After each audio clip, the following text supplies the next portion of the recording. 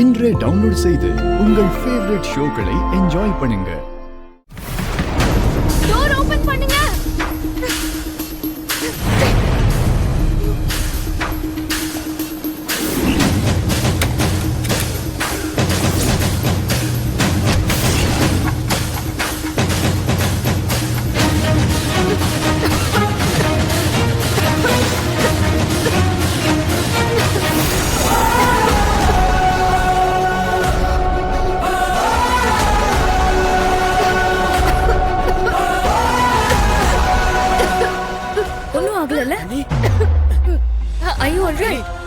இவங்க தான் உங்களை கதவை திறந்து காப்பாத்துனாங்க.